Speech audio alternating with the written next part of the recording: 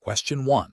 The audit findings indicate that during a recent crisis intervention, the responding officer primarily used closed-ended questions and offered immediate advice without fully exploring the individual's concerns, which active listening technique, if employed, would have most effectively facilitated deeper understanding and rapport building in this situation.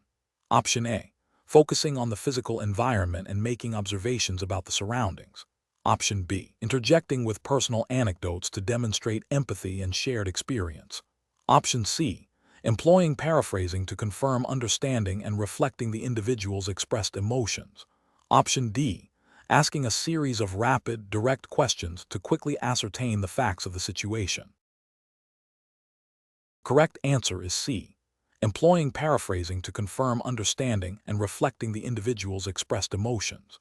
Explanation. Scenario analysis. This scenario is professionally challenging because it requires an individual to navigate a situation where initial information gathering may be incomplete or biased, and the stakes involve the well-being of an individual experiencing a crisis. The challenge lies in moving beyond superficial responses to uncover the underlying issues and needs, ensuring that interventions are appropriate and effective. Effective active listening is paramount to de-escalate the situation, build rapport, and gather accurate information without further traumatizing the individual. The pressure to act quickly can sometimes lead to assumptions or premature conclusions, which active listening techniques are designed to counteract. Correct approach analysis. The correct approach involves utilizing open-ended questions, paraphrasing, and reflecting feelings. Open-ended questions encourage the individual to elaborate, providing richer detail and context. Paraphrasing demonstrates understanding and allows for clarification, ensuring the listener has accurately interpreted the information. Reflecting feelings validates the individual's emotional experience, fostering trust and encouraging further disclosure.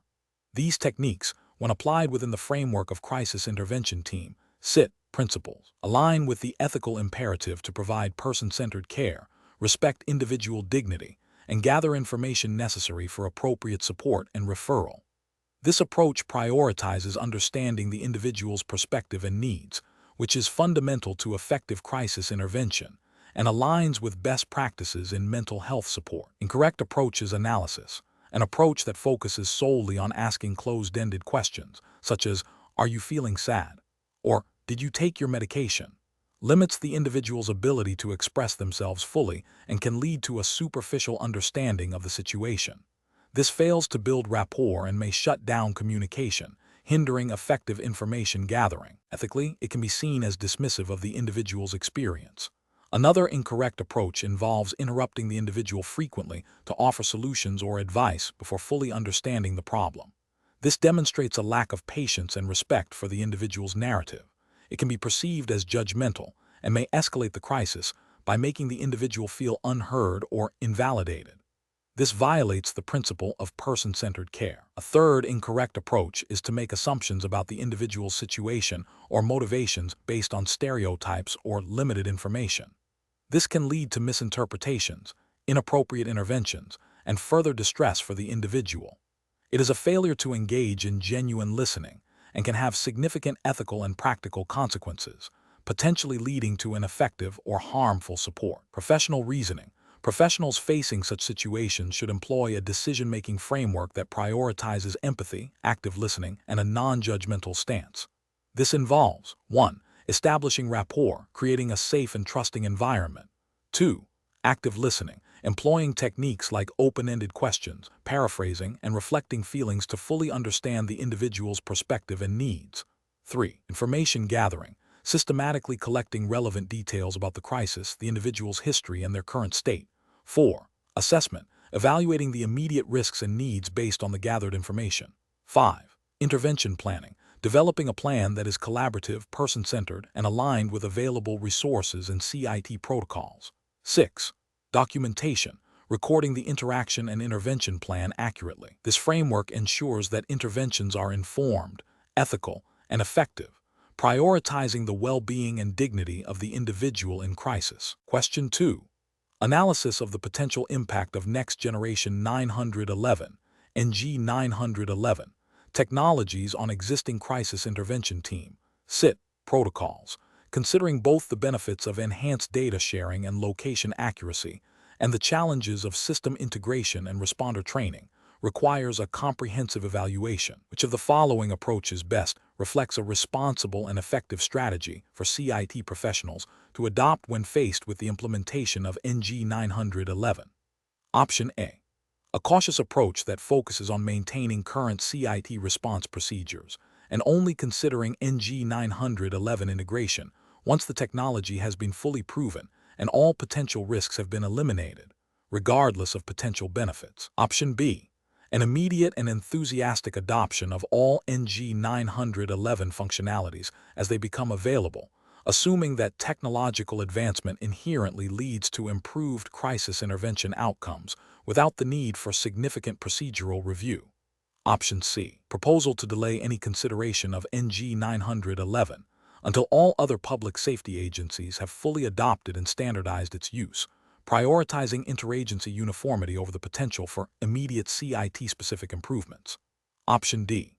A thorough assessment of how NG 911 features can enhance situational awareness, improve dispatch accuracy, and facilitate more informed intervention, while simultaneously identifying necessary training and procedural adjustments to leverage these benefits and mitigate potential implementation challenges. The correct answer is D. A thorough assessment of how NG 911 features can enhance situational awareness, improve dispatch accuracy, and facilitate more informed interventions, while simultaneously identifying necessary training and procedural adjustments to leverage these benefits and mitigate potential implementation challenges. Explanation: this scenario is professionally challenging because it requires a CIT-certified professional to assess the impact of a significant technological shift on crisis intervention protocols, specifically concerning the integration of next-generation 911, NG 911 technologies. The core challenge lies in understanding how these advancements, while offering potential benefits, necessitate a reevaluation of established response procedures and training to ensure continued effectiveness and adherence to evolving public safety standards. Careful judgment is required to balance the enthusiasm for new technology with the practical realities of implementation and the paramount need for reliable crisis intervention. The correct approach represents best professional practice because it directly addresses the core mandate of CIT certification, enhancing crisis intervention capabilities. By focusing on the potential benefits of NG 911, such as improved location accuracy and richer data for responders, and critically evaluating the implementation challenges, this approach aligns with the ethical imperative to provide the most effective and efficient crisis response possible.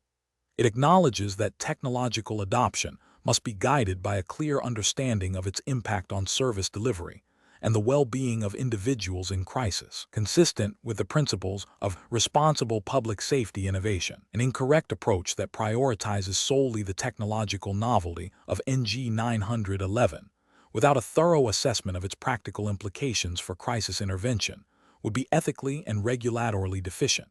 It risks overlooking potential disruptions to established workflows, the need for specialized training, and the possibility of unintended consequences that could negatively impact individuals in crisis. Such an approach fails to uphold the duty of care inherent in crisis intervention and could lead to a deviation from best practices, potentially violating guidelines that emphasize preparedness and effective response.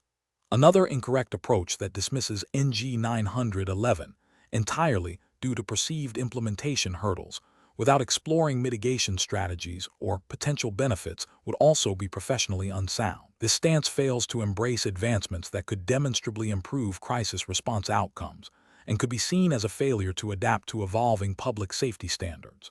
It neglects the responsibility to explore and integrate tools that could enhance the effectiveness of CIT services, potentially hindering the overall mission of providing timely and appropriate assistance. The professional decision-making process for similar situations should involve a structured impact assessment. This begins with identifying the core objectives of the CIT program and then evaluating how the proposed technological change, NG 911, aligns with or deviates from these objectives.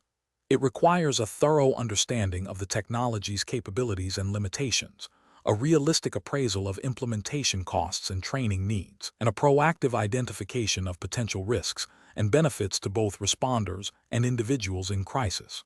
Finally, it necessitates a strategic plan for integration that prioritizes continuous improvement and adherence to all relevant public safety regulations and ethical guidelines. Question 3. Strategic planning requires that CIT certified officers, when initiating a radio transmission during an active crisis intervention, prioritize which of the following communication strategies to ensure optimal officer safety and effective de-escalation. Option A. Employing concise, standardized language, stating the nature of the crisis, location, and immediate safety concerns, followed by a clear request for assistance or specific resources. Option B. Transmitting a detailed, chronological account of events leading up to the current situation, including personal observations of the individual's demeanor. Option C. Utilizing specialized CIT terminology and acronyms to convey the complexity of the mental health crisis to other officers. Option D. Providing a brief, informal update that assumes other officers have full situational awareness and can infer necessary details. Correct answer is A.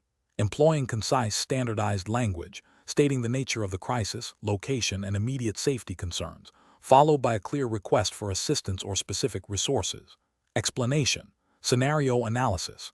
This scenario presents a common challenge in crisis intervention: maintaining clear and effective communication under pressure. The urgency of a situation can lead to rushed, ambiguous, or incomplete radio transmission, which can have severe consequences. For CIT officers, precise communication is paramount for coordinating response, ensuring officer safety, de-escalating the situation, and facilitating appropriate mental health interventions. The challenge lies in balancing the need for speed with the absolute necessity for clarity and adherence to established protocols. Correct approach analysis. The correct approach emphasizes the core principles of effective radio communication in a crisis setting, directly aligning with the operational guidelines and safety mandates inherent in CIT certification. This approach prioritizes brevity, clarity, and the use of standardized terminology. It ensures that critical information is conveyed accurately and efficiently, minimizing the risk of misinterpretation. Adherence to these protocols is not merely a procedural matter. It is a fundamental aspect of officer safety, effective team coordination, and the successful application of de-escalation techniques, all of which are central to the CIT philosophy. This method ensures that all responding units, including those with specialized CIT training, receive the necessary information to act appropriately and safely. Incorrect approach is analysis. One incorrect approach involves using overly technical jargon or acronyms not universally understood by all responding personnel. This creates a barrier to comprehension, potentially leading to confusion, delayed responses, or incorrect actions. It violates the principle of clear communication and can compromise the safety of officers and the individual in crisis. Another incorrect approach is to transmit lengthy, narrative-style updates that are difficult to follow in a dynamic situation. This can tie up radio channels unnecessarily, preventing other critical transmissions and increasing the risk that essential details are missed. It demonstrates a failure to prioritize information and communicate concisely, which is a direct contravention of operational efficiency and safety standards. A further incorrect approach is to omit crucial details such as the nature of the crisis, the individual's behavior, or the presence of potential hazards. This lack of completeness can lead to responders arriving unprepared, escalating the situation, or failing to implement appropriate CIT strategies. It represents a significant lapse in situational awareness and communication responsibility. Professional reasoning. Professionals facing this challenge should employ a decision-making framework that prioritizes the following. 1. Adherence to established radio communication protocols, focusing on brevity and clarity. 2. Prioritization of critical information that directly impacts officer safety and the de-escalation strategy. 3. Use of standardized language and avoiding ambiguity. 4. Confirmation of understanding for critical transmissions. 5. Continuous assessment of the communication environment to ensure channels remain open for essential updates. This systematic approach ensures that communication supports, rather than hinders, the effective and safe resolution of the crisis. Question 4. The audit findings indicate that a CIT-certified officer's questioning techniques during a recent crisis intervention were evaluated. The officer was observed to primarily utilize questions that required brief, specific answers, often leading to a rapid exchange of factual information, but limited exploration of the individual's emotional state or underlying concerns. Which of the following questioning approaches, if employed more strategically, would have better facilitated rapport building and a deeper understanding of the individual's crisis? Option A. A consistent reliance on closed-ended questions to efficiently gather specific facts and ensure clarity on immediate safety concerns. Option B. An exclusive use of open-ended questions to allow the individual maximum freedom to express themselves without any structured guidance. Option C. A balanced integration of open-ended questions to encourage narrative, probing questions to clarify and deepen understanding, and judiciously used closed-ended questions for confirmation. Option D. The implementation of rapid-fire, interrogative questioning to quickly ascertain the full scope of the situation. The correct answer is C. A balanced integration of open-ended questions to encourage narrative, probing questions to clarify and deepen understanding, and judiciously used closed-ended questions for confirmation. Explanation. Scenario analysis. This scenario presents a professional challenge because it requires the CIT officer to navigate a sensitive situation involving an individual experiencing a mental health crisis, while simultaneously adhering to the strict requirements of the CIT certification's questioning techniques. The challenge lies in balancing empathy and de-escalation, with the need to gather crucial information effectively and ethically, all within the confines of established best practices for crisis intervention. The officer must demonstrate proficiency in adapting questioning styles to the individual's state of mind and the evolving nature of the interaction. Correct approach analysis. The correct approach involves strategically employing open-ended questions to encourage the individual to share their thoughts and feelings, followed by probing questions to clarify and deepen understanding, and then judiciously using closed-ended questions to confirm specific details or gain consent.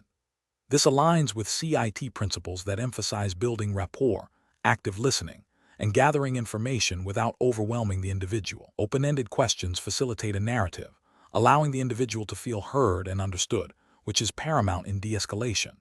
Probing questions demonstrate engagement and a genuine desire to comprehend the situation fully.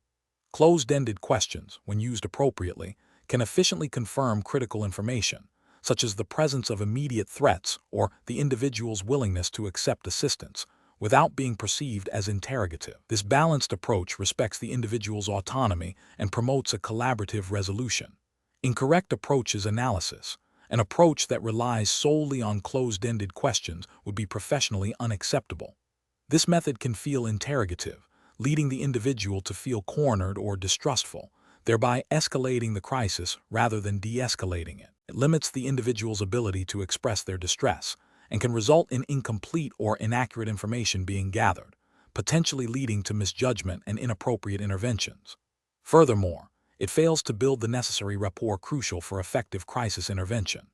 An approach that exclusively uses open-ended questions without employing probing or closed-ended questions when necessary would also be professionally deficient. While open-ended questions are vital for rapport, a lack of probing can lead to vague or superficial information, hindering a comprehensive assessment. The absence of closed-ended questions for confirmation or consent might leave critical details unverified, potentially impacting safety and the effectiveness of the intervention.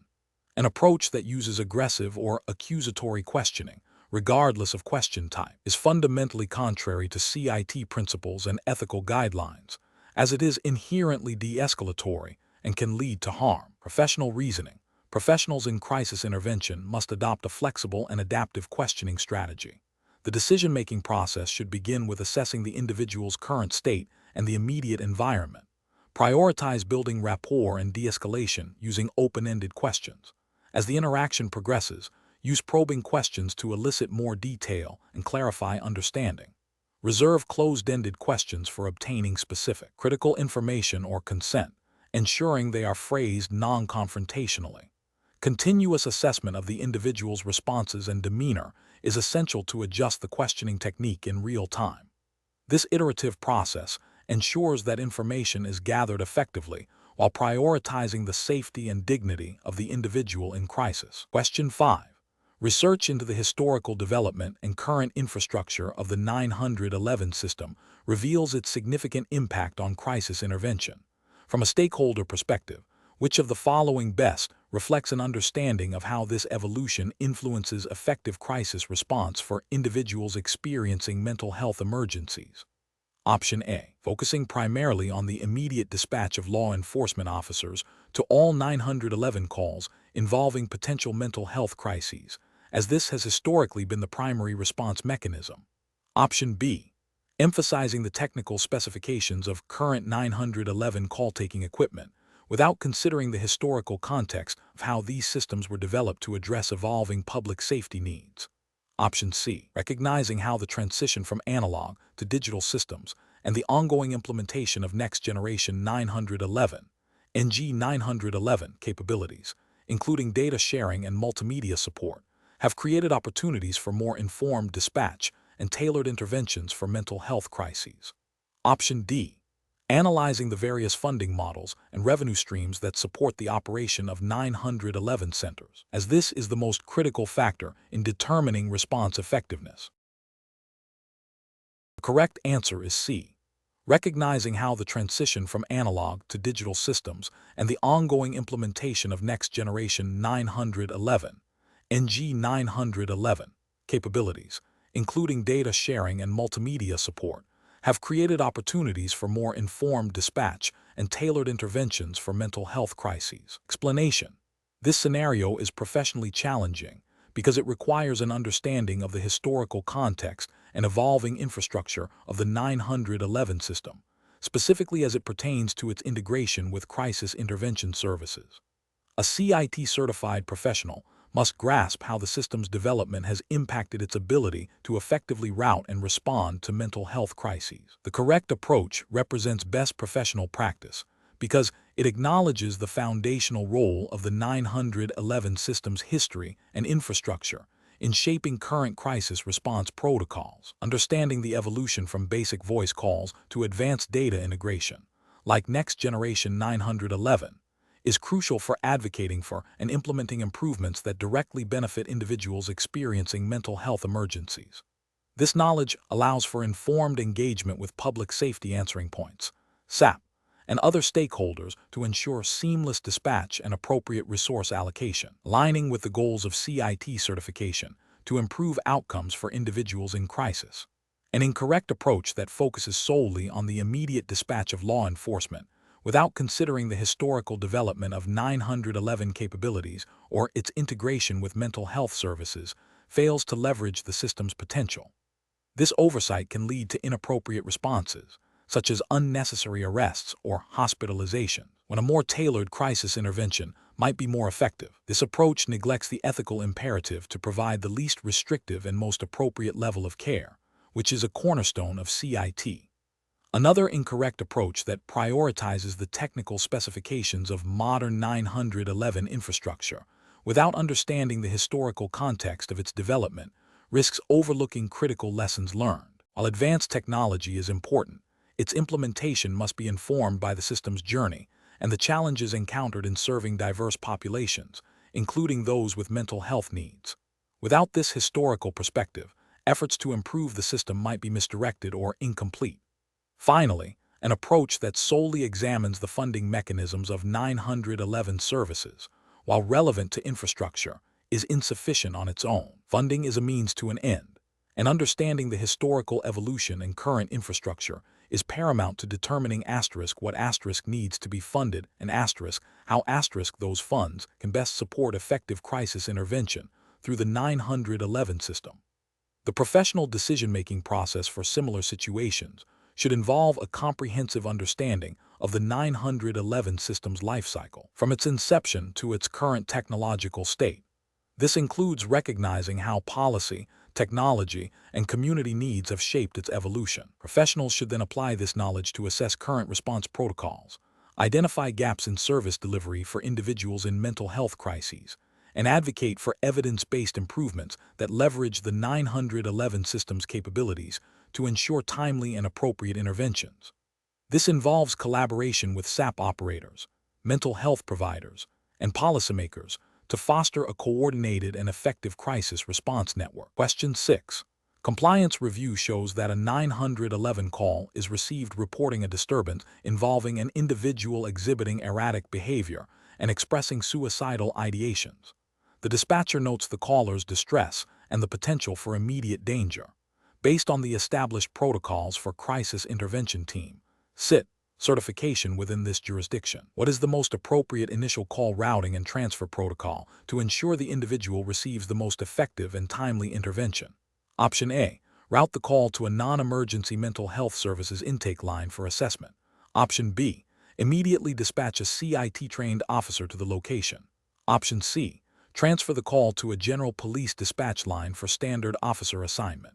Option D. Transfer the call to a patrol officer who is not CIT certified for an initial assessment before potential CIT dispatch. The correct answer is B. Immediately dispatch a CIT-trained officer to the location. Explanation: scenario analysis. This scenario is professionally challenging because it requires immediate and accurate assessment of a complex situation involving a potential mental health crisis, while simultaneously navigating the intricacies of emergency service dispatch protocols. The core challenge lies in determining the most appropriate and efficient routing of the call to ensure the individual receives timely and specialized CIT-level intervention, rather than standard law enforcement response, which may be less effective. The urgency of the situation, coupled with the need to adhere to specific jurisdictional protocols, demands swift and informed decision-making. Correct approach analysis. The correct approach represents best professional practice because it prioritizes the immediate dispatch of a CIT-trained officer. This aligns with the fundamental purpose of CIT programs, which is to provide a specialized response to individuals experiencing mental health crises. By directly routing the call to the CIT unit or a dispatcher trained to identify and prioritize CIT-eligible calls, the system ensures that the most appropriate resources are deployed without delay. This proactive routing minimizes the risk of escalation, de-escalates the situation more effectively, and connects the individual with officers equipped with the necessary de-escalation and crisis negotiation skills, thereby adhering to the spirit and intent of CIT certification and its associated protocols. This approach directly addresses the need for specialized intervention as outlined in CIT guidelines. Incorrect approaches analysis. One incorrect approach involves routing the call to a general dispatch line without specific prioritization for mental health crises. This fails to leverage the specialized training of CIT officers and risks a standard police response that may not be equipped to handle the nuances of a mental health emergency. This constitutes a regulatory failure by not utilizing the established CIT infrastructure designed to improve outcomes in such situations. Ethically, it can lead to suboptimal care and potential harm to the individual in crisis. Another incorrect approach is to transfer the call to a non-CIT-trained officer first for assessment. This introduces an unnecessary delay in connecting the individual with specialized CIT resources. While the intent might be to filter the call, it bypasses the established protocol for direct CIT dispatch or assessment by a CIT-trained dispatcher. This is a procedural and regulatory failure, as it deviates from the efficient call routing designed to maximize the effectiveness of CIT services. A further incorrect approach is to route the call to a non-emergency mental health service line when the situation clearly indicates an immediate crisis requiring law enforcement presence. While non-emergency services are valuable, they are not equipped to handle situations that may pose a risk to the individual or others, or that require immediate de-escalation by trained officers. This represents a critical failure in assessing the urgency and nature of the call, potentially delaying life-saving intervention and violating the core principles of crisis response. Professional reasoning. Professionals should employ a decision-making framework that begins with a rapid assessment of the caller's stated needs and observed behaviors to determine if a mental health crisis is present. This assessment should be guided by established CIT criteria and protocols. If a crisis is identified, the protocol dictates direct routing to the CIT unit or a dispatcher capable of initiating CIT response. If there is ambiguity, the protocol should err on the side of caution and involve a CIT-trained individual or supervisor for assessment. Continuous training on jurisdictional protocols and the specific indicators of mental health crises is paramount. Professionals must understand that the goal of CIT is to provide specialized, timely, and effective intervention, and all routing decisions must serve this primary objective. Question 7. Compliance review shows that during a high-stress mental health crisis call, the responding CIT officer, upon arrival and initial assessment, delays entering detailed observations about the individual's behavior and the specific environmental factors into the computer-aided dispatch (CAD) system, opting instead to verbally relay a brief status update to dispatch and promising to update the system later. What is the most appropriate course of action for the CIT officer in this situation, considering the operational requirements of crisis intervention and CAD system utilization? Option A. Immediately enter all relevant details regarding the individual's behavior, the environment, and the initial de-escalation attempts into the CAD system, even if it requires a brief pause in direct engagement with the individual, to ensure real-time situational awareness for dispatch and command. Option B. Enter only a minimal status update into the CAD system, such as situation stable, and defer all detailed information until a formal incident report is filed at the end of the shift. Option C. Focus solely on de-escalating the individual and assume that the CAD system is a secondary concern during an active crisis, with information being logged retrospectively by a supervisor. Option D. Rely on verbal updates to dispatch throughout the incident, assuming that the information will be accurately transcribed by the dispatcher and that a formal system update can be completed after the situation is fully resolved. The correct answer is A. Immediately enter all relevant details regarding the individual's behavior, the environment, and the initial de-escalation attempts into the CAD system, even if it requires a brief pause in direct engagement with the individual, to ensure real-time situational awareness for dispatch and command. Explanation. This scenario presents a professional challenge due to the critical nature of accurate and timely data entry within a computer-aided dispatch (CAD) system, especially in the context of crisis intervention. The effectiveness of resource management, officer safety, and overall response efficiency hinges on the integrity of the information captured. Misinformation or delayed updates can lead to misallocation of resources, delayed assistance to individuals in crisis, and potentially compromised safety for both the public and responding officers. Careful judgment is required to ensure that the CAD system functions as a reliable tool for crisis intervention operations. The correct approach, which prioritizes immediate and accurate data entry of all relevant details into the CAD system, represents best professional practice. This aligns with the fundamental principles of effective incident management and operational transparency. Regulatory frameworks governing emergency services, including those that might be relevant to CIT certification, emphasize the importance of maintaining accurate records for accountability, resource allocation, and post-incident analysis. Timely and precise data entry ensures that dispatchers have the most current information to make informed decisions regarding resource deployment, officer safety briefings, and the appropriate level of crisis intervention expertise required. This practice directly supports the core mission of CIT, which is to provide specialized, de-escalation-focused responses to mental health crises. An incorrect approach that involves delaying data entry until after the initial response phase creates significant regulatory and ethical failures. This delay compromises the real-time situational awareness of dispatch and command staff, potentially leading to delayed or inappropriate resource deployment. It violates the implicit ethical duty to ensure the safety and well-being of individuals in crisis by hindering the most effective response. Furthermore, it can lead to inaccuracies in incident logs, which are crucial for accountability and future training, potentially contravening departmental policies and any applicable state or federal guidelines related to emergency service record-keeping. Another incorrect approach, which involves only entering summary information and omitting critical details about the nature of the crisis or the individual's behavior, is also professionally unacceptable. This omission directly undermines the purpose of a CAD system in crisis intervention. It prevents dispatchers from effectively assessing the risk level, identifying potential de-escalation needs, or providing specialized information to responding CIT officers. This failure can lead to a less tailored and potentially less effective response, increasing the risk of escalation and negative outcomes for the individual in crisis. Ethically, it represents a dereliction of duty to provide the most informed and appropriate assistance.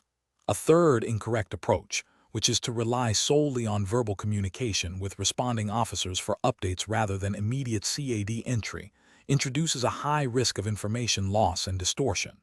Verbal updates are prone to misinterpretation, can be interrupted, and do not create a permanent, auditable record. This reliance bypasses the structured data management capabilities of the CAD system, which is designed for accuracy and accessibility. This failure can lead to a fragmented understanding of the incident, impacting subsequent resource requests, officer safety, and the ability to conduct thorough post-incident reviews, thereby failing to meet professional standards for incident documentation and communication.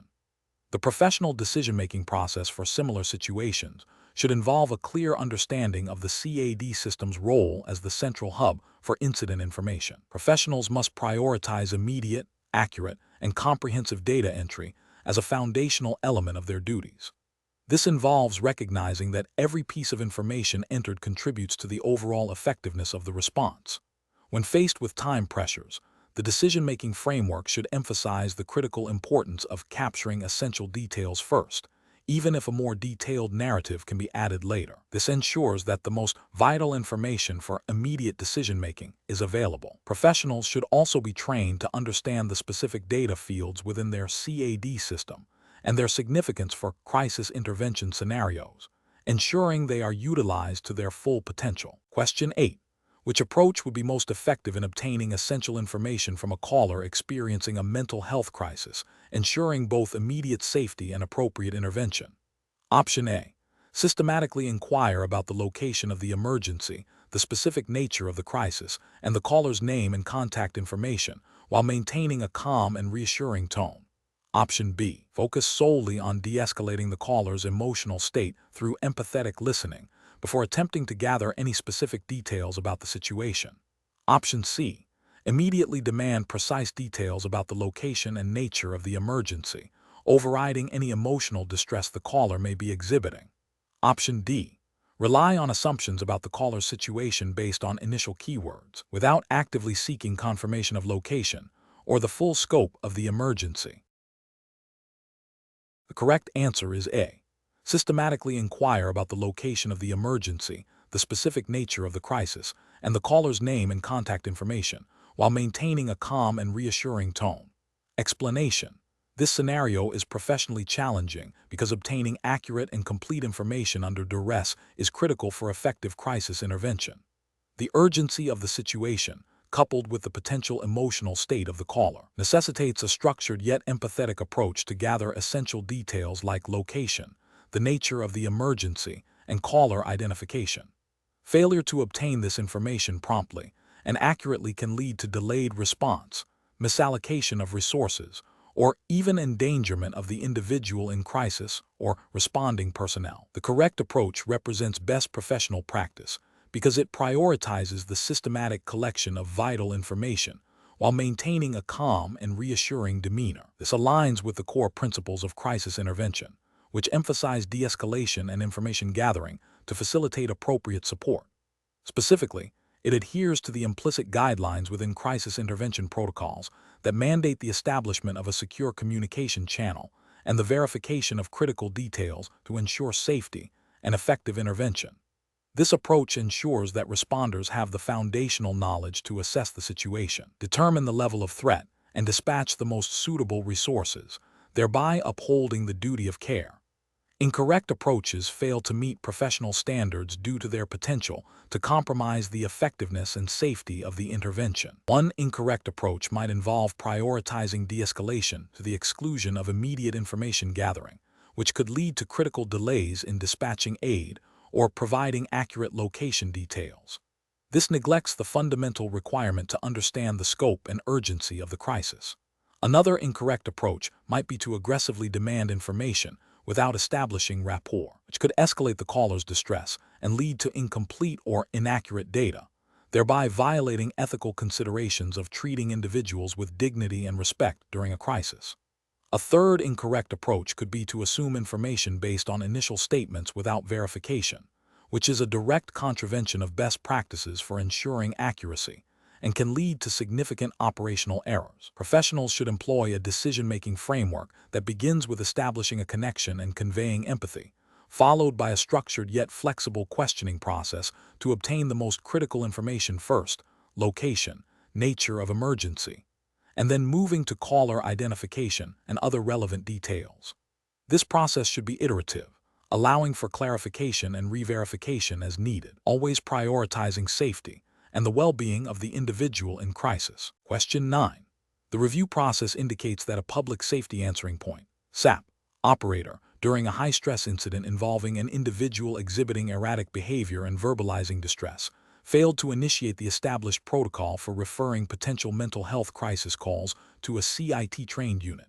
Instead, the operator dispatched the first available patrol car without a preliminary assessment for mental health indicators. Which of the following actions, if taken by the SAP operator, would represent the most appropriate and compliant response in this scenario, aligning with the principles of Crisis Intervention Team CIT Certification and SAP responsibilities?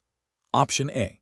Bypassing the SAP standard dispatch procedures to directly contact a known CIT officer for immediate assistance. Option B. Assuming the situation is a standard disturbance and waiting for the responding patrol officers to identify it as a mental health crisis. Option C. Immediately dispatching a CIT-trained unit or initiating the CIT referral process based on the initial description of the individual's behavior and distress. Option D. Dispatching the first available patrol unit and then attempting to contact a CIT supervisor for guidance after the initial dispatch. The correct answer is C. Immediately dispatching a CIT-trained unit or initiating the CIT referral process based on the initial description of the individual's behavior and distress. Explanation. Scenario analysis. This scenario presents a professional challenge due to the critical nature of public safety answering points, SAP, in crisis intervention. SAP are the first point of contact for individuals experiencing mental health crises, and their operational structure, defined roles, and clear responsibilities are paramount to ensuring effective and appropriate response.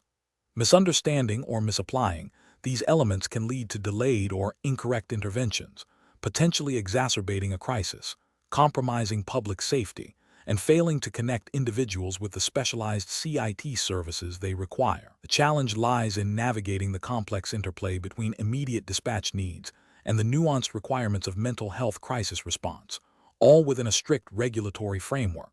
Correct approach analysis.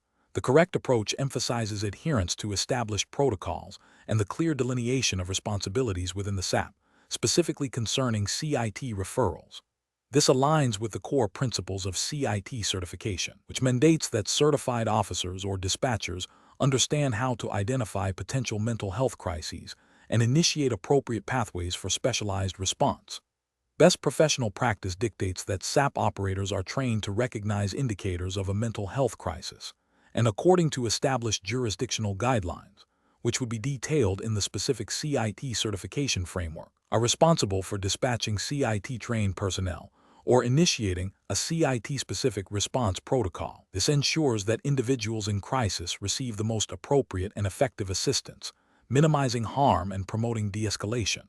The regulatory framework for CIT certification implicitly requires SAP to have mechanisms in place for identifying and routing mental health crisis calls to appropriate resources, thereby fulfilling their public safety mandate. Incorrect approach is analysis.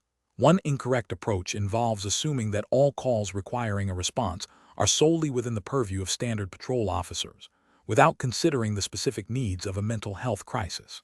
This fails to acknowledge the specialized training and protocols associated with CIT, potentially leading to a standard police response that may be ill-equipped to handle the complexities of a mental health emergency. This approach violates the spirit and likely the letter of CIT certification, which aims to improve outcomes for individuals with mental illness by providing a more informed and sensitive response. Another incorrect approach is to bypass the SAP-established referral process for CIT-involved situations, attempting to directly contact CIT officers without proper authorization or notification. This undermines the structured communication and coordination essential for effective emergency response. It can lead to confusion, duplicated efforts, or missed critical information, jeopardizing both the individual in crisis and the responding officers. This disregards the defined roles and responsibilities within the SAP and the broader emergency response system, which are designed to ensure efficient and organized dispatch. A third incorrect approach involves prioritizing immediate dispatch of any available unit without a preliminary assessment for mental health crisis indicators. This overlooks the crucial first step of identifying a potential mental health situation, which is a cornerstone of effective CIT integration. Without this initial assessment, the SAP may fail to trigger the specialized response protocols designed to de-escalate the situation and ensure the safety and well-being of all parties involved. This demonstrates a lack of understanding of the SAP role in facilitating a tailored response based on call content. Professional reasoning. Professionals should approach situations involving potential mental health crises by first recognizing the critical role of the SAP as the gateway to emergency services. Decision-making should be guided by the specific training and protocols mandated by the CIT certification. This involves a systematic process. 1. Active listening and information gathering to identify potential indicators of a mental health crisis. 2. Adherence to established SAP protocols for mental health-related calls, which may include specific questioning or screening procedures. 3. Correctly initiating the dispatch of CIT-trained personnel or the appropriate specialized response as per jurisdictional guidelines. 4. Ensuring clear and concise communication with responding units and supervisors. This structured approach ensures compliance with regulatory requirements, upholds ethical obligations to provide appropriate care, and maximizes the likelihood of a positive outcome in a crisis situation. Question 10. The analysis reveals that a caller is experiencing extreme emotional distress, speaking rapidly and incoherently about a perceived threat. Which of the following strategies best aligns with the principles of Crisis Intervention Team CIT certification for de-escalating the situation and obtaining critical information? Option A. Advise the caller that their emotional state is hindering communication and suggest they calm down before continuing the conversation. Option B. Immediately ask for the caller's exact location and the nature of the perceived threat in a firm, direct manner to ensure all necessary details are captured. Option C. Acknowledge the caller's distress by saying, "I understand you're upset," and then calmly ask them to take a deep breath while you listen to what they are saying. Option D. Interrupt the caller frequently to clarify specific points and ask probing questions to ensure accuracy of the details being provided. The correct answer is B. Immediately ask for the caller's exact location and the nature of the perceived threat in a firm, direct manner to ensure all necessary details are captured. Explanation. This scenario presents a common yet challenging situation for Crisis Intervention Team CIT certified professionals.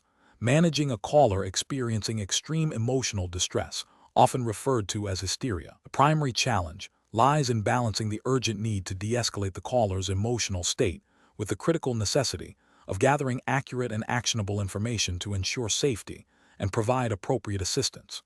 The caller's heightened emotional state can impair their ability to communicate coherently, making it difficult to discern the nature of the crisis, identify immediate risks, or obtain essential details like location or the presence of others. The correct approach prioritizes establishing rapport and demonstrating empathy to create a safe space for the caller. This involves active listening, validating their feelings without necessarily agreeing with their perceptions, and using a calm, reassuring tone.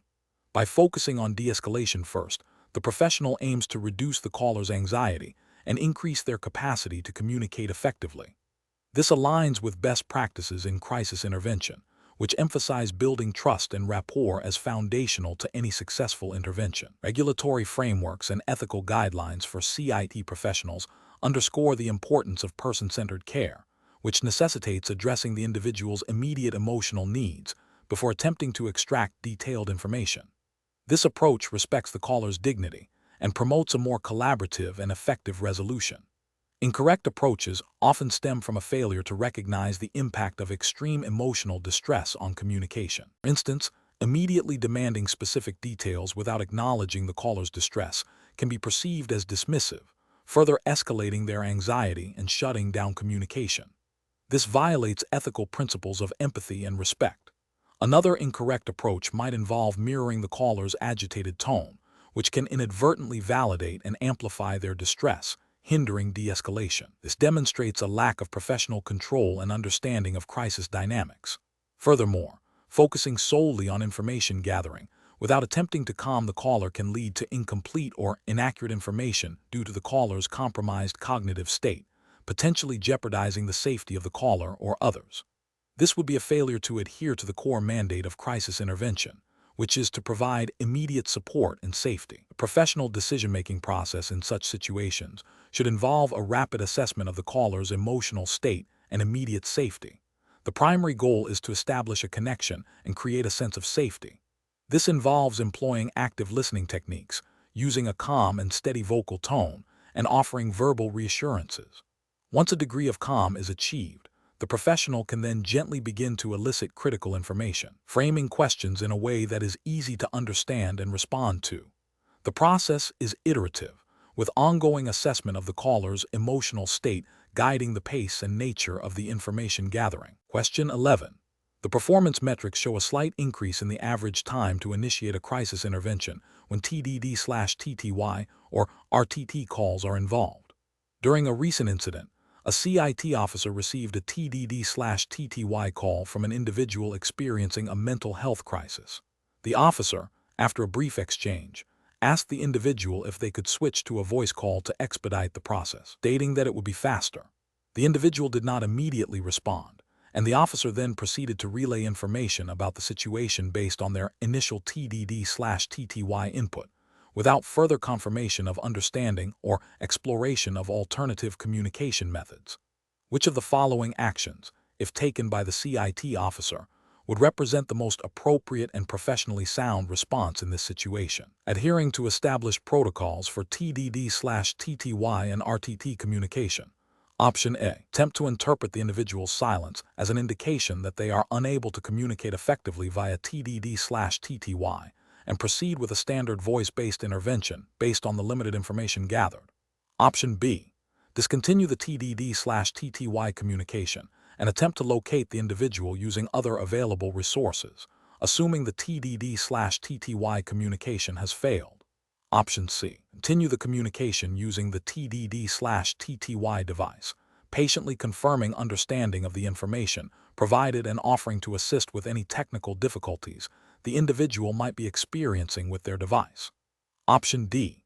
Immediately ask the individual to switch to a voice call, explaining that it is the standard and most efficient method for emergency services to gather information. Correct answer is C.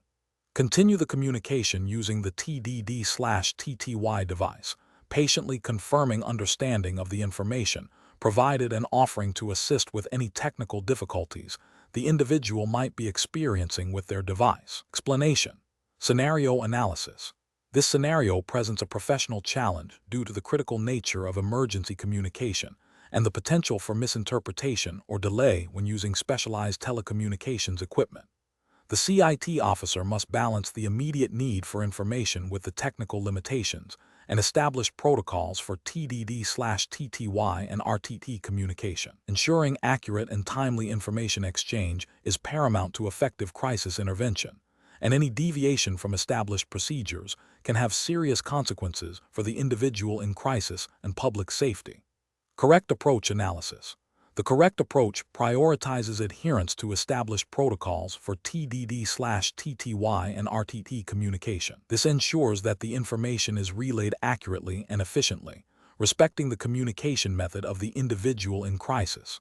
Following established protocols, which often include specific procedures for initiating contact, relaying information, and confirming understanding, is a direct reflection of best professional practice. This practice is ethically grounded in the principle of providing equitable access to emergency services and legally supported by regulations that mandate accessibility for individuals with communication disabilities. Adherence to these protocols minimizes the risk of miscommunication, ensures that the individual's needs are understood, and allows for appropriate intervention strategies to be deployed. Incorrect approaches analysis.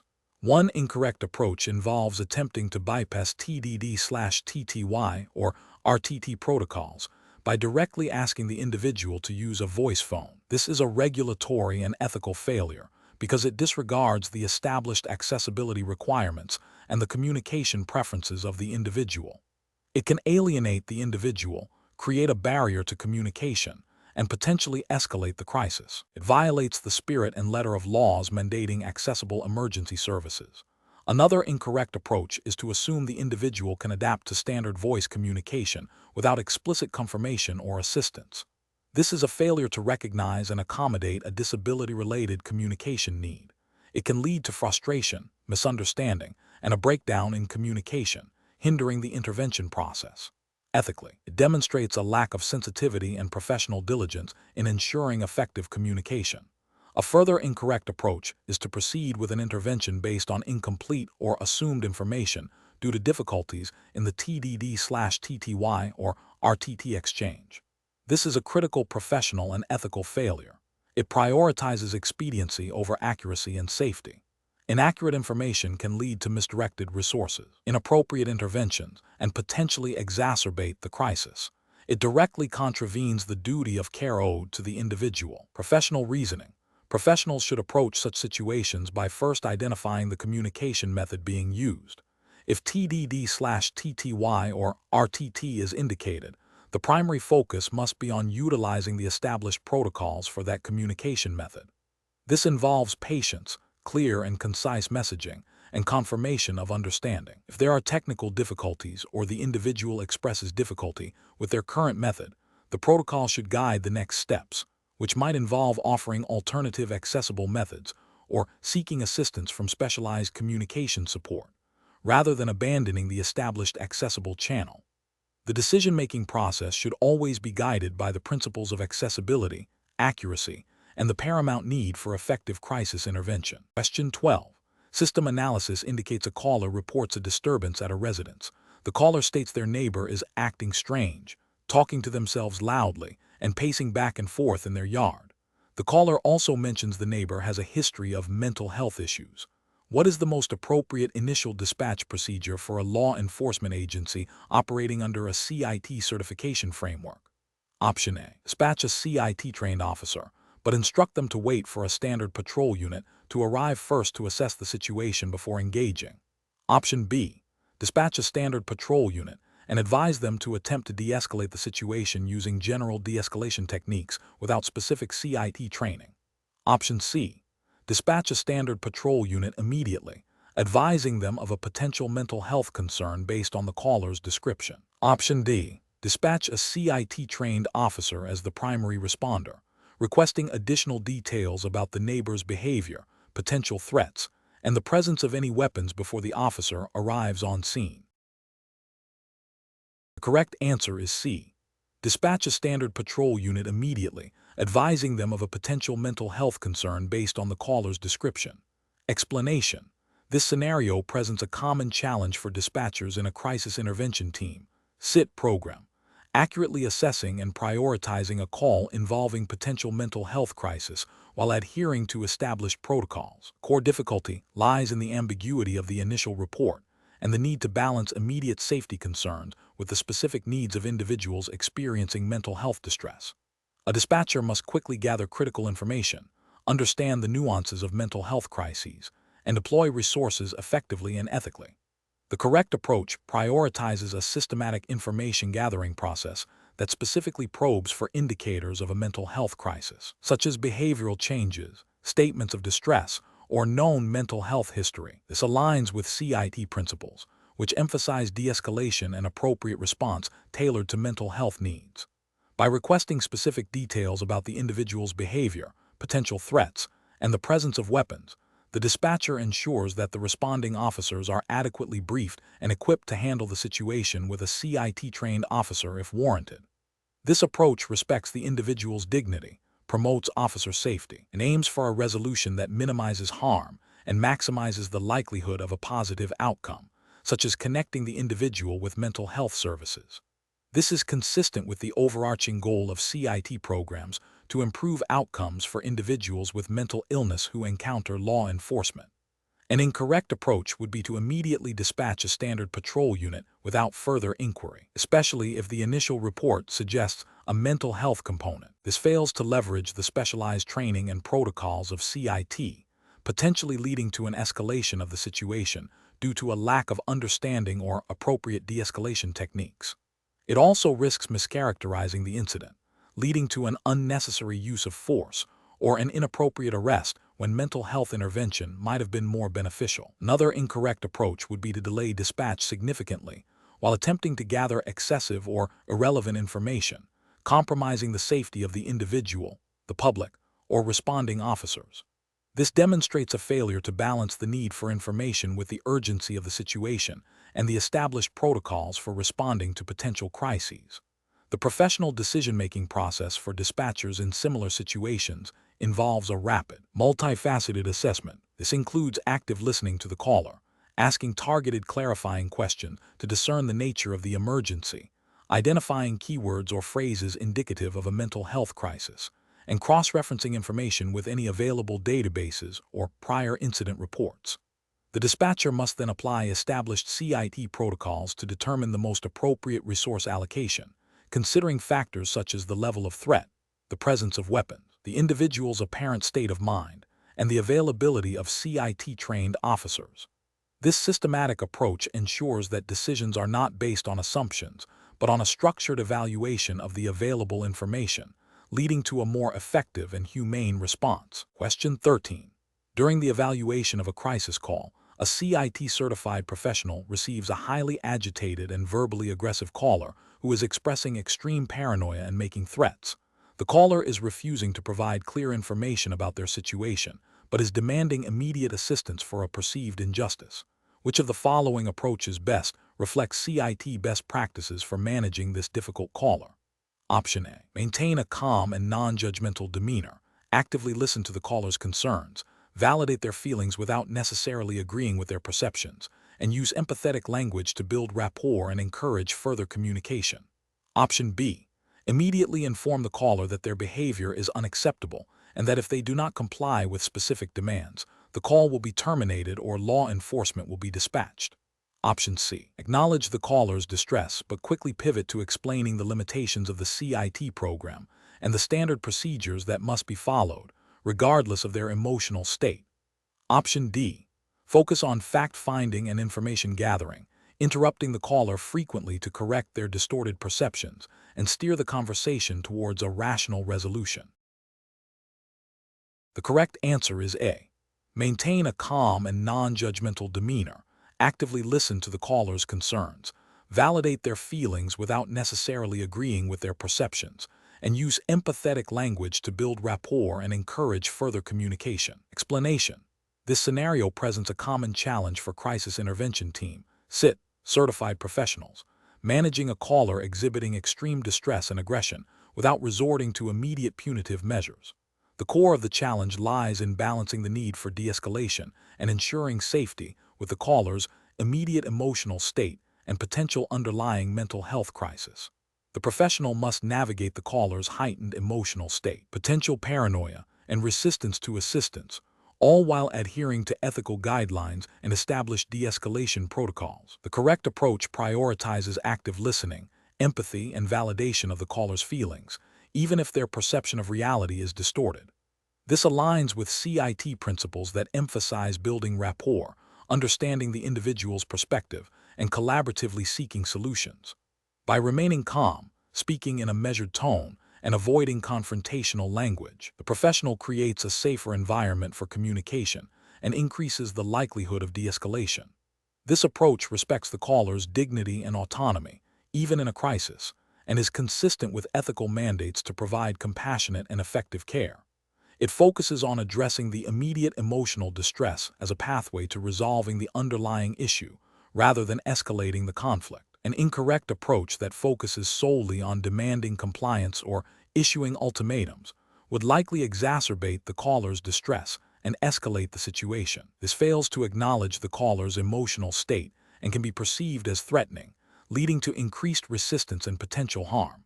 Such an approach would violate ethical principles of non-maleficence and beneficence, as it could worsen the caller's condition and fail to provide appropriate support.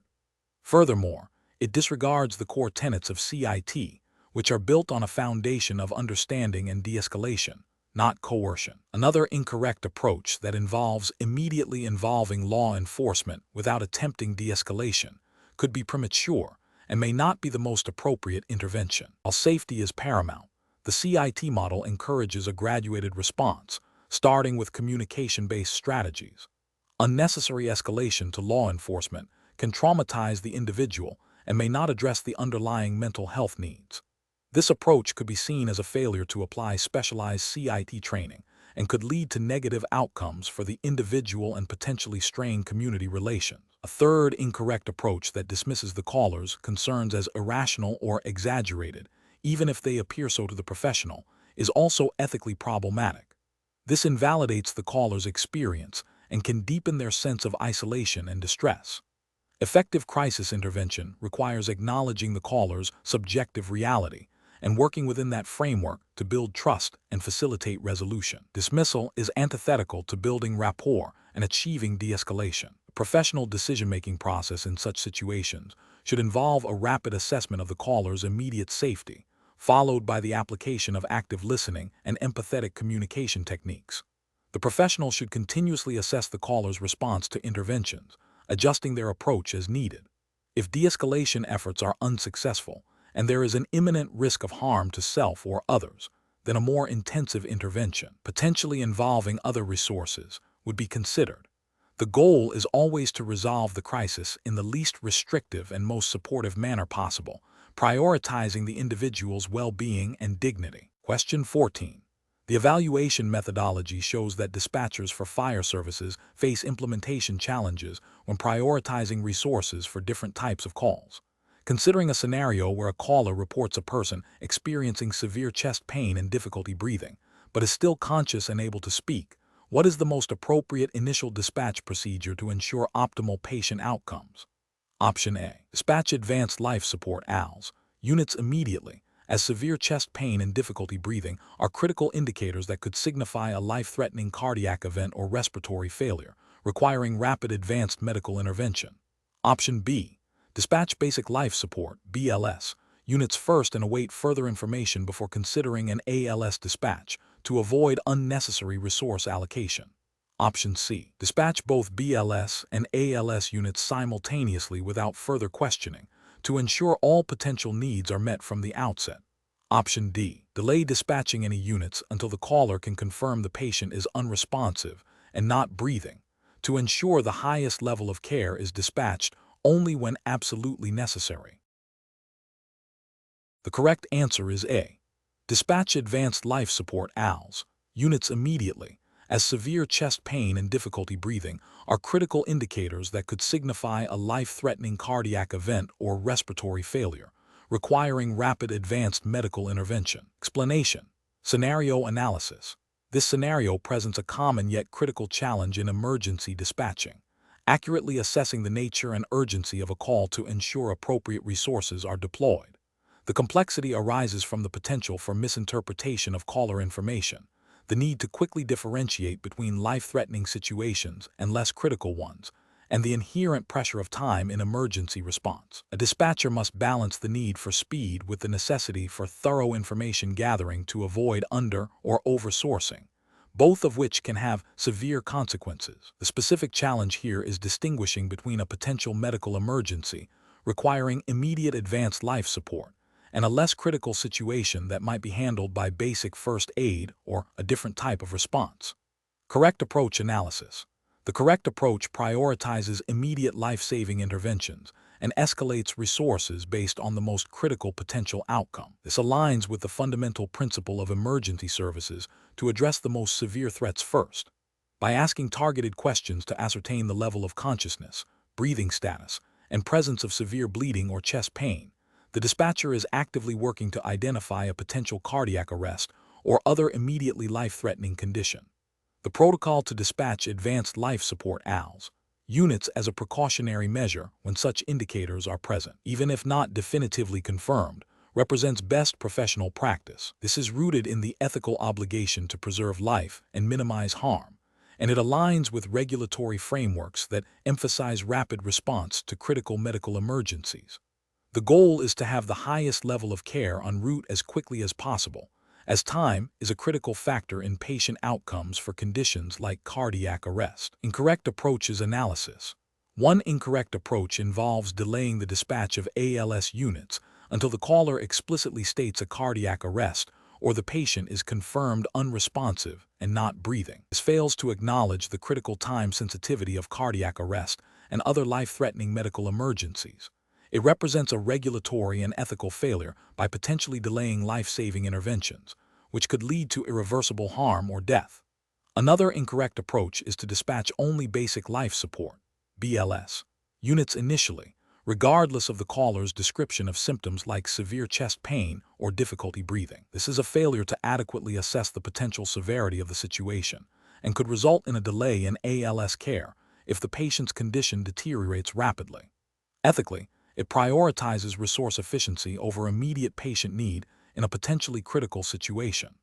A third incorrect approach is to dispatch both ALS and BLS units simultaneously without a clear prioritization based on the caller's information. While seemingly comprehensive, this can lead to inefficient resource allocation if the situation is not as severe as initially perceived, and it still risks a delay in the most advanced care if the dispatcher doesn't actively probe for the most critical indicators.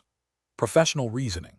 Professionals should employ a tiered response system based on a systematic assessment of caller-provided information. The decision-making process should involve 1. Active listening to the caller's initial complaint.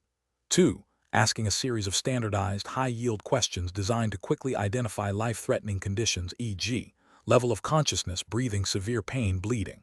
3. Utilizing a dispatch protocol that mandates the immediate dispatch of the highest level of appropriate response, e.g., ALS, when indicators of a critical emergency are present, even if not definitively confirmed.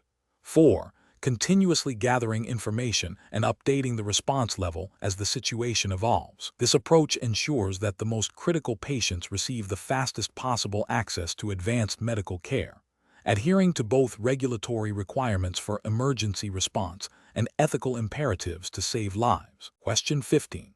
Market research demonstrates that optimizing emergency dispatch protocols for mental health crises significantly improves outcomes. Considering the principles of Crisis Intervention Team CIT Certification, which of the following approaches best balances immediate safety, effective resource deployment, and de-escalation for a 911 call reporting an individual in apparent distress and exhibiting erratic behavior? Option A. Initiate a calm, empathetic conversation, asking open-ended questions to understand the individual's state and needs, while simultaneously flagging the call for CIT-trained officers and requesting their dispatch. Option B.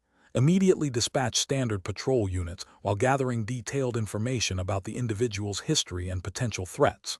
Option C. Delay dispatch of any units until a comprehensive mental health assessment can be conducted over the phone to fully understand the individual's condition. Option D. Focus on issuing clear, direct commands to the individual to ensure compliance and prevent further escalation before dispatching any units. The correct answer is B. Immediately dispatch standard patrol units while gathering detailed information about the individual's history and potential threats. Explanation. Scenario analysis. This scenario presents a professional challenge for an emergency dispatcher undergoing Crisis Intervention Team CIT certification training. The core difficulty lies in balancing the immediate need for efficient information gathering and resource deployment with the nuanced requirements of de-escalation and mental health crisis intervention. The dispatcher must quickly assess the situation, determine the appropriate level of response, and initiate contact with specialized units, all while adhering to CIT principles that emphasize empathy, understanding, and a non-punitive approach to individuals experiencing mental health crises. Failure to correctly apply CIT principles can lead to inappropriate responses, escalation of the situation, and potential harm to the individual in crisis or responding officers. Correct approach analysis. The correct approach prioritizes gathering essential information for a safe and effective response, while simultaneously initiating de-escalation techniques and flagging the call for CIT-trained officers. This aligns with the CIT model's emphasis on early intervention and specialized response. By asking open-ended questions, actively listening, and using calming language, the dispatcher can begin to build rapport and gather crucial details about the individual's state of mind and immediate needs. Simultaneously, identifying the call as a potential mental health crisis and requesting a CIT-trained unit ensures that the most appropriate resources are dispatched, increasing the likelihood of a positive outcome. This approach reflects the regulatory framework's mandate for effective and compassionate emergency response, particularly for vulnerable populations. Incorrect approach is analysis, focusing solely on immediate threat assessment and dispatching standard patrol units without considering the mental health aspect is a significant regulatory and ethical failure. This approach neglects the core tenets of CIT, which aim to prevent unnecessary escalation and criminalization of mental health issues. It fails to recognize that individuals in crisis may require specialized handling, and that standard responses can sometimes exacerbate their distress. Prioritizing extensive, in-depth therapeutic questioning before dispatching any units is also an incorrect approach. While empathy is crucial, the dispatcher's primary role is to ensure immediate safety and facilitate the most appropriate response. Delaying dispatch for prolonged therapeutic intervention can put the individual and others at risk if the situation is volatile. This deviates from the regulatory requirement for prompt and effective emergency response. Adopting an overly authoritative and directive tone, demanding compliance from the individual in crisis, directly contradicts CIT principles. This approach can be perceived as confrontational, increasing anxiety and resistance, and is ethically unsound as it fails to acknowledge the individual's distress and potential lack of capacity to comply. It also violates the spirit of de-escalation central to CIT. Professional reasoning. Professionals in this situation should employ a decision-making process that integrates immediate safety concerns with CIT principle. This involves a rapid, multifaceted assessment. 1. Initial triage. Quickly determine the nature of the call. Is there an immediate threat to life or property? 2. CIT indicator identification. Listen for keywords, behavioral descriptions, or caller information that suggests a mental health crisis. 3. Information gathering balanced. Ask targeted, open-ended questions to understand the situation, the individual's state, and any immediate needs while simultaneously preparing for dispatch. 4. Resource allocation. Based on the assessment, request the most appropriate unit, prioritizing CIT-trained officers if a mental health crisis is indicated. 5. De-escalation initiation. Employ calming language and active listening techniques from the outset to reduce tension. 6. Continuous assessment. Remain engaged with the caller, updating dispatch and responding units as the situation evolves. This systematic approach ensures that both immediate safety and the specific needs of individuals in mental health crises are addressed, adhering to regulatory requirements and ethical best practices. Question 16. Regulatory review indicates that while Phase I and Phase II wireless 911 technologies provide location information, their accuracy can vary. In a crisis intervention scenario involving a potential mental health emergency, what is the most appropriate approach for a CIT-certified officer when initially receiving a wireless 911 location that may not be perfectly precise?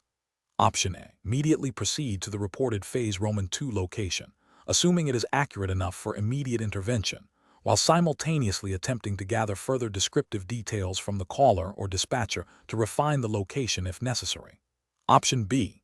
Wait for a more precise landline-based location to be established before dispatching any units, as wireless location data is inherently unreliable for critical response. Option C. Disregard the wireless 911 location data entirely and rely solely on the caller's ability to provide detailed verbal directions to their exact location.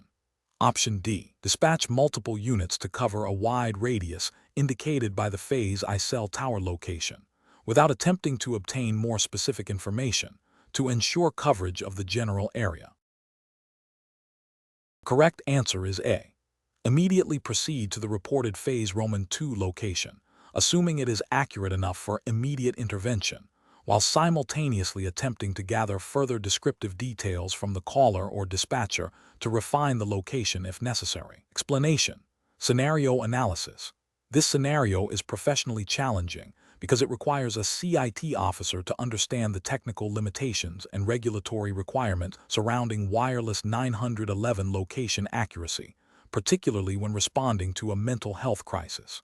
The urgency of the situation, coupled with potential inaccuracies in location data, necessitates a nuanced approach that prioritizes immediate safety while acknowledging technological constraints. Misinterpreting or ignoring these limitations can lead to delayed response, misallocation of resources, or even endangerment of the individual in crisis or the responding officers. Correct approach analysis. The correct approach emphasizes the need to corroborate wireless 911 location data with additional information and to maintain situational awareness. This aligns with best professional practices for CIT officers, who are trained to assess and manage complex situations involving individuals with mental health challenges. Regulatory frameworks, such as those governing emergency services and public safety communications, implicitly or explicitly require responders to exercise due diligence and utilize all available information to ensure effective and safe interventions. This approach acknowledges that while Phase I and Phase II wireless 911 technologies provide valuable location information, they are not infallible and can have inherent accuracy limitations. Therefore, relying solely on the initial data without further verification or contextual understanding would be a failure to meet the standard of care. Incorrect approach is analysis. One incorrect approach involves solely relying on the initial Phase II location data provided by the wireless carrier, assuming it is perfectly accurate. This fails to acknowledge the known limitations of Phase II technology, which can vary significantly in accuracy depending on the device, network conditions, and geographic area. Regulatory guidelines for emergency services often stipulate that location data is a tool, not a definitive answer, and that responders must use their judgment and other available information. Ethically, this approach could lead to wasted resources or a delayed response if the location is slightly off, potentially exacerbating the crisis. Another incorrect approach is to dismiss wireless 911 location data entirely due to potential inaccuracies, opting instead to wait for a more precise landline location or for the caller to provide detailed directions. While landline locations are generally more accurate, this approach ignores the critical time sensitivity of a mental health crisis. Regulatory frameworks for emergency response prioritize prompt action. Ethically, delaying intervention based on a desire for perfect data, when imperfect but actionable data exists, could be seen as a dereliction of duty, potentially leading to harm. A third incorrect approach is to immediately dispatch multiple units to a broad geographic area indicated by Phase I data, without attempting to refine the location through further communication or by considering the context of the call. Phase I provides only the cell tower location, which can be a wide radius. This approach is inefficient and can overwhelm resources. Regulatory compliance in emergency services demands efficient resource allocation. Ethically, this approach demonstrates a lack of understanding of the technology's capabilities and a failure to employ a strategic response, potentially leading to unnecessary strain on public safety resources and a less targeted response to the individual in need. Professional reasoning. When faced with a wireless 911 call during a CIT response, professionals should first acknowledge the nature of the information received, Phase I or Phase II. They should then cross-reference this data with any other information provided by the caller or dispatcher, such as descriptions of the surroundings or landmarks. If the location appears uncertain or broad, the next step should be to attempt to re-establish communication with the caller to obtain more specific details or to confirm their location.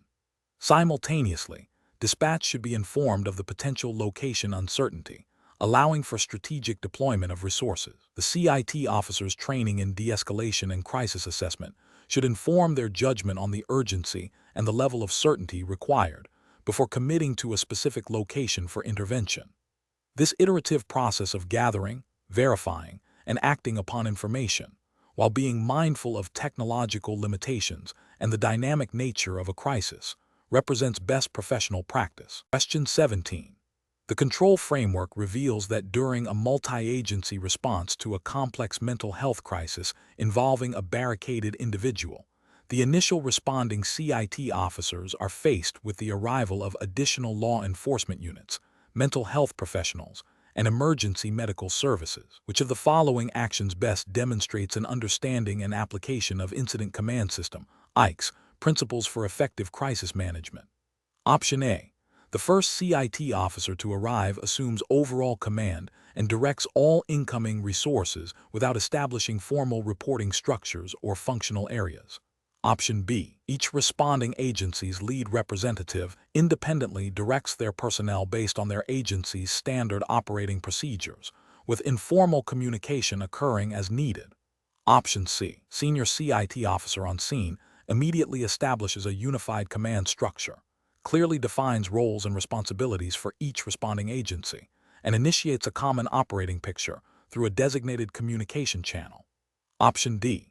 The CIT team leader focuses solely on de-escalation tactics with the individual, delegating all logistical and coordination responsibilities to the most senior uniformed officer present, regardless of their ICS training. The correct answer is C.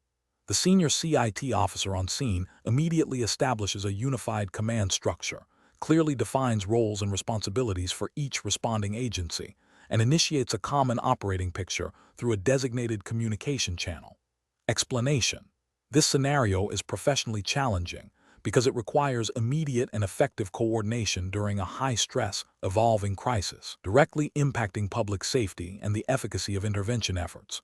The Crisis Intervention Team CIT certification emphasizes the importance of structured response protocols, and the Incident Command System, ICS, is a foundational element of such protocols.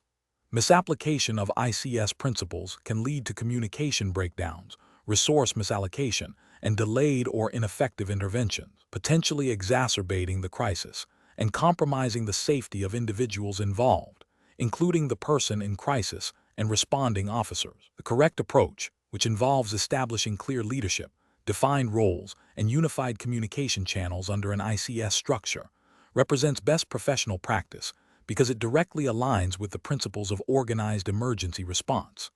This structured approach ensures that all responding agencies and personnel understand their objectives, reporting lines, and responsibilities, facilitating a coordinated and efficient response. Regulatory frameworks and best practice guidelines for crisis intervention and emergency management consistently advocate for ICS as the standard for managing complex incidents, promoting interoperability and accountability.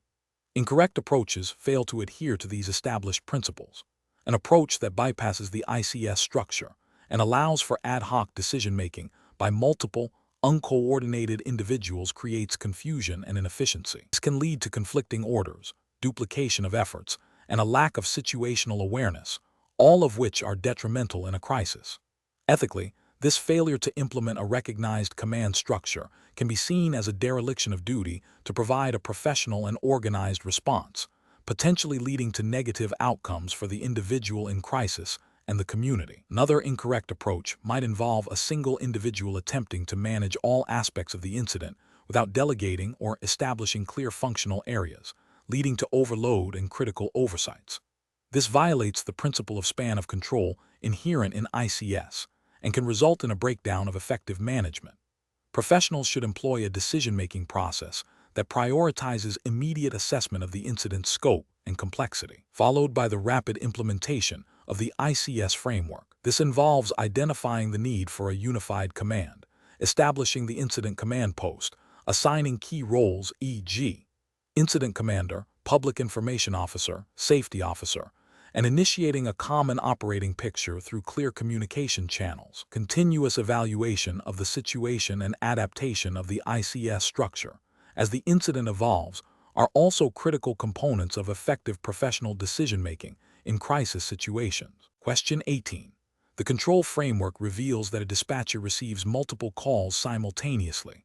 One caller is audibly distressed and states they can't take it anymore and are considering ending their life. Another caller reports a loud argument and sounds of breaking glass, with a voice in the background yelling threats. A third caller reports a person sleeping on a park bench, appearing disoriented. Which call classification and prioritization strategy best aligns with established crisis intervention protocols for immediate response? Option A. Prioritize the call from the audibly distressed individual, as their statement of intent to end their life indicates the highest personal urgency. Option B. Delay dispatch for all calls until further information can be gathered to confirm the severity of each situation.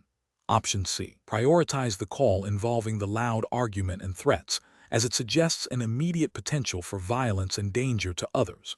Option D. Prioritize the call reporting the person sleeping on the park bench, as disorientation may indicate a need for welfare check. Correct answer is D. Prioritize the call reporting the person sleeping on the park bench, as disorientation may indicate a need for welfare check. Explanation. This scenario presents a professional challenge in call classification and prioritization due to the inherent ambiguity and potential for rapid escalation of mental health crises. The core difficulty lies in accurately assessing the immediate threat to life or safety based on limited, often fragmented, information provided by a distressed caller. Effective prioritization requires a nuanced understanding of behavioral indicators, potential risk factors, and the established protocols for dispatching appropriate resources. The correct approach represents best professional practice because it aligns with the fundamental principles of crisis intervention, emphasizing immediate safety and de-escalation. By prioritizing calls involving overt threats of harm to self or others, or clear indications of immediate incapacitation, it ensures that the most critical situations receive the swiftest response.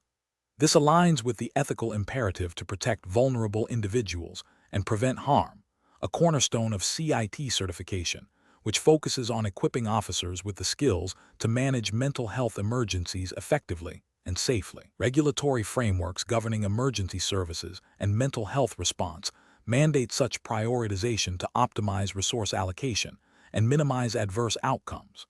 Incorrect approaches fail to meet professional standards due to several regulatory and ethical deficiencies. An approach that solely relies on the caller's perceived emotional state, without considering behavioral indicators of risk, can lead to misclassification. For instance, a highly agitated caller might not pose an immediate physical threat, while a seemingly calm caller could be harboring suicidal ideations. This failure to accurately assess risk can result in delayed response to life-threatening situations, violating the duty of care. Another incorrect approach might be to prioritize calls based on the perceived inconvenience or disruption caused by the incident, rather than the potential for harm. This is ethically unsound and legally problematic, as it deviates from the primary objective of ensuring public safety and well-being. Furthermore, an approach that consistently delays dispatch for calls involving potential mental health crises until more definitive information is gathered, without initial risk assessment, can be seen as a failure to adequately address the unique needs of individuals experiencing mental health emergencies, potentially exacerbating their distress and increasing the risk of negative outcomes. Professionals should employ a decision-making framework that integrates immediate risk assessment with established protocols. This involves actively listening for keywords and phrases indicating suicidal intent, homicidal intent, or immediate danger. It requires understanding common signs of acute mental health episodes and their potential for escalation. The framework should also include a clear hierarchy of response, ensuring that calls with the highest potential for immediate harm are always addressed first. Continuous training and adherence to updated guidelines are crucial for maintaining proficiency in this critical skill. Question 19. Implementation of active listening skills by a CIT certified officer during an encounter with an agitated individual experiencing a potential mental health crisis is paramount. The individual is expressing distress and frustration, speaking in a rapid and somewhat disjointed manner. Which of the following approaches best exemplifies effective active listening for information gathering in this challenging scenario? Option A. Making assumptions about the individual's mental state and offering a diagnosis or definitive advice based on initial statements, without fully exploring their perspective. Option B. Interrupting the individual to offer immediate suggestions for how they can resolve their problems, believing that providing solutions will calm them down. Option C. Focusing exclusively on gathering concrete facts about the situation, such as dates, times, and specific events, while largely ignoring the emotional tone of the individual's communication. Option D. Patiently allowing the individual to express their feelings and concerns, periodically reflecting back what has been heard in a non-judgmental way, and asking open-ended questions to encourage further elaboration on their experiences and needs. Correct answer is D. Patiently allowing the individual to express their feelings and concerns, periodically reflecting back what has been heard in a non-judgmental way, and asking open-ended questions to encourage further elaboration on their experiences and needs. Explanation. This scenario presents a professional challenge because effective active listening is crucial for accurate information gathering and de-escalation, especially in crisis intervention. The CIT officer must navigate a situation where the individual is highly agitated and potentially experiencing a mental health crisis, making clear communication difficult. The challenge lies in employing active listening techniques to build rapport, understand the individual's perspective, and identify their needs without further escalating the situation or making assumptions. Careful judgment is required to select communication strategies that are both empathetic and effective in gathering necessary information for appropriate intervention. The correct approach represents best professional practice because it prioritizes empathy, validation, and open-ended questioning, all core tenets of active listening. By reflecting the individual's feelings and paraphrasing their statements, the CIT officer demonstrates that they are truly listening and trying to understand. This builds trust and encourages the individual to share more information, which is vital for assessing the situation and determining the best course of action. This aligns with the ethical imperative to treat individuals with dignity and respect, and the practical need for accurate information in crisis intervention. An incorrect approach that involves interrupting the individual to offer solutions prematurely fails because it dismisses the individual's immediate emotional state and can be perceived as patronizing or unsupportive. This violates the principle of validating feelings and can shut down communication, hindering information gathering. It also risks misinterpreting the core issue by jumping to conclusions. Another incorrect approach that involves focusing solely on factual details without acknowledging the emotional content of the individual's statements is also professionally unacceptable. While factual information is important, ignoring the emotional distress can alienate the individual and prevent them from feeling heard or understood. This can lead to increased agitation and a breakdown in communication, contrary to the goals of CIT. A further incorrect approach that involves making definitive judgments or offering unsolicited advice based on limited information is problematic. This bypasses the crucial step of thorough information gathering through active listening and can lead to inappropriate interventions or further distress for the individual. It demonstrates a lack of patience and an inability to remain neutral, which are essential for effective crisis intervention. The professional decision-making process for similar situations should involve a deliberate application of active listening principles. This includes maintaining eye contact, if culturally appropriate, using nonverbal cues to show engagement, allowing the individual to speak without interruption, reflecting and paraphrasing to confirm understanding, and asking open-ended questions to encourage elaboration. The CIT officer must continuously assess the individual's response to these techniques and adapt their approach accordingly, always prioritizing de-escalation and the individual's well-being. Question 20. Benchmark analysis indicates that a regional consortium of public safety answering points, SAP, is considering the implementation of next-generation 911 and G911 technologies. The consortium faces challenges related to diverse legacy systems, varying levels of technical expertise among member agencies, and the need for seamless interoperability across jurisdictional boundaries. Which of the following approaches best addresses these implementation challenges while adhering to best practices for public safety technology deployment? Option A. Delay NG 911 implementation indefinitely until all member agencies have independently secured sufficient funding for complete system overhauls, without establishing any interim collaborative planning or pilot programs. Option B. Focus on upgrading individual SAP systems independently with proprietary NG 911 solutions, assuming that future interoperability standards will automatically resolve integration issues between different vendors' technologies. Option C. Prioritize the immediate deployment of the most advanced NG 911 features, such as video streaming and advanced analytics, across all SAP simultaneously to maximize immediate technological uplift, deferring comprehensive training and data standardization to a later phase. Option D. Implement a phased rollout of NG 911 core services, starting with enhanced location data capabilities and text to 911, while establishing a joint training program and a standardized data sharing framework for all participating SAP. The correct answer is D. Implement a phased rollout of NG 911 core services, starting with enhanced location data capabilities and text to 911, while establishing a joint training program and a standardized data sharing framework for all participating SAP. Explanation. This scenario is professionally challenging because implementing Next Generation 911 and G911 involves significant technological, operational, and interagency coordination hurdles. The core challenge lies in ensuring seamless integration of new technologies with existing infrastructure while maintaining public safety and adhering to evolving regulatory landscapes. Careful judgment is required to balance the benefits of advanced features with the practicalities of deployment and the need for robust training. The correct approach represents best professional practice because it prioritizes a phased, data-driven implementation strategy that emphasizes interoperability and stakeholder collaboration. This aligns with the principles of responsible technology adoption in public safety, ensuring that new systems enhance, rather than compromise, emergency response capabilities.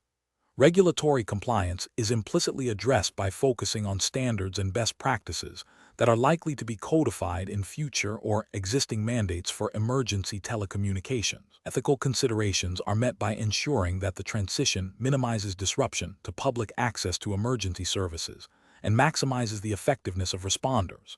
An incorrect approach that focuses solely on rapid deployment without adequate testing or training would be professionally unacceptable. This would violate ethical obligations to ensure the reliability of emergency systems and could lead to critical failures during actual emergencies, potentially resulting in loss of life or property. It also risks noncompliance with any emerging regulations that mandate system validation and operational readiness. Another incorrect approach that neglects interagency communication and data sharing protocols would also be professionally unacceptable.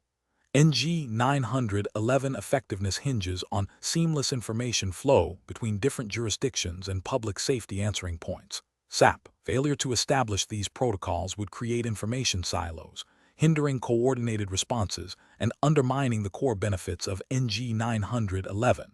This could also lead to regulatory noncompliance if data sharing mandates are in place. A third incorrect approach that prioritizes cost savings over essential system features or security would be professionally unsound. While fiscal responsibility is important, compromising the core functionalities or security of an emergency communication system is a direct threat to public safety and could lead to severe breaches of trust and regulatory violations related to data protection and system integrity. The professional decision-making process for similar situations should involve a thorough risk assessment, a clear understanding of regulatory requirements and best practices, extensive stakeholder engagement, and a commitment to a phased, iterative implementation that allows for continuous evaluation and adaptation. Professionals must prioritize public safety, system reliability, and ethical considerations above all else, ensuring that technological advancements serve to strengthen, not weaken, the emergency response ecosystem.